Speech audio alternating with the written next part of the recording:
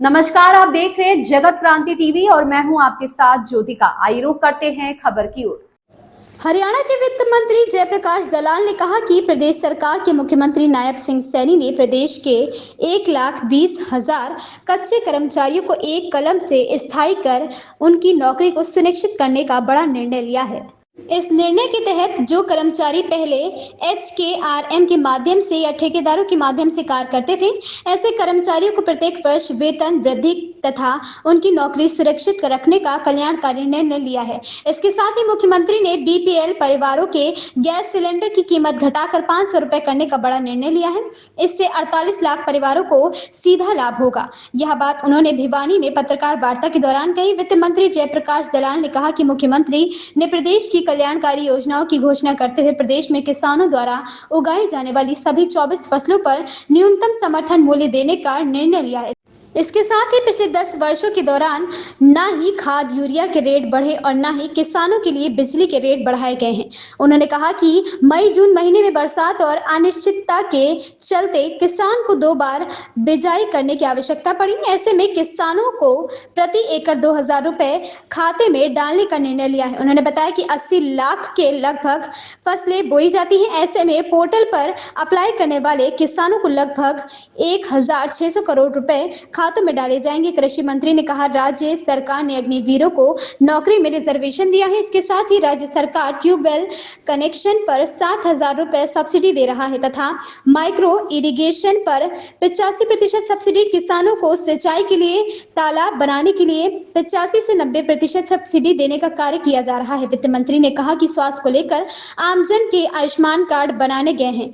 प्रदेश में 86 लाख व्यक्तियों को 1,000 किलोमीटर तक के सफर के लिए हैप्पी कार्ड बनाए गए हैं। गौशाला आयोग के बजट में बढ़ोतरी की गई है। इसके साथ ही भिवानी के गोकलपुरा में चौधरी चरण सिंह विश्वविद्यालय की एक शाखा बनाई गई है। भिवानी जिले के गांव खरकड़ी में महाराणा प्रताप विश्वविद्यालय का कार्य किया जा रहा है। गांव के जिला गांव गिगनाऊ में बागवानी केंद्र तथा बहल में लुआस का सेंटर बनाने का कार्य भी राज्य सरकार ने किया है। नमस्कार।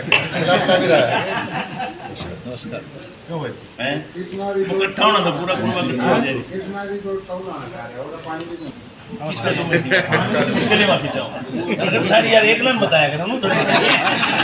बिल्कुल फिट है, सही हो गया। सामने रख दो जी आप।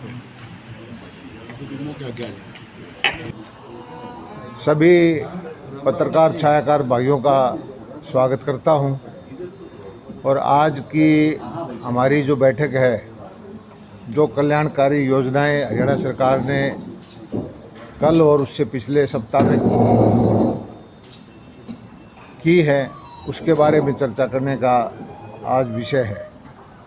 कल बहुत अच्छी घोषणा की, फैसला किया सरकार ने कि जो कच्चे कर्मचारी हैं 1,20,000, इनको एक तरह से स्थायित्व देने का काम किया है, इनके वेतन बढ़ाने का काम किया है और इनकी नौकरी सुरक्षित रखने का काम भी किया है।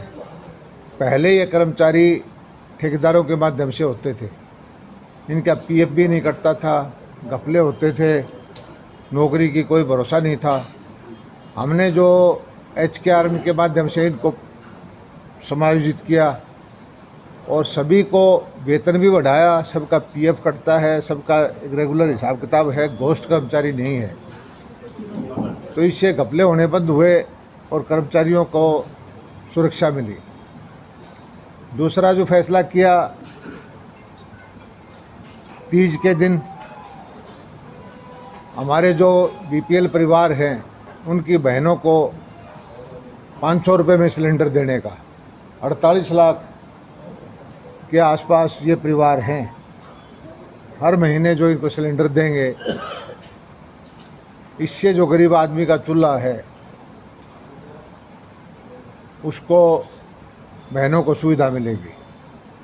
और सबसे बड़ा जो फैसला किया हमने पिछले हफ्ते ही कि हरियाणा पहला प्रदेश बना है जो MSP जितनी भी फसलों की देश में घोषणा होती है सबको खरीदने का हमने फैसला किया। हालांकि 2 फसलें ऐसी हैं, खोपरा नारियल का, और एक फसल और थी जो हमारे यहाँ पैदा नहीं होती, लेकिन हरियाणा सरकार का फैसला ये है कि कोई भी फसल अगर किसान बोएगा उसको हम MSP पे खरीदेंगे। इससे पहले भी 14 फसलें हरियाणा खरीदता था जो देश में सबसे ज़्यादा थी, और विपक्षी पार्टी जो किसान आंदोलन के दौरान किसानों का हितकारी बनने का ढोंग करती थी, चाहे उसमें कांग्रेस पार्टी हो चाहे उसमें आम आदमी पार्टी हो, वो अब चुप है। वो कोई अपनी सरकारों में ये घोषणा नहीं कर रही कि पंजाब की सरकार भी इस तरह से खरीदेगी या जहाँ कर्नाटक में कांग्रेस की सरकार है वो भी खरीदेगी। सिर्फ किसानों को भड़का करके वोट लेने का काम करते हैं। किसानों के हित में काम अगर वो कर रहे हैं तो जिस तरह से हरियाणा सरकार ने फैसला लिया है उसी तरह से उनको फैसला लेना चाहिए। इस खबर में बस इतना ही। बने रहिए जगत क्रांति टीवी के साथ।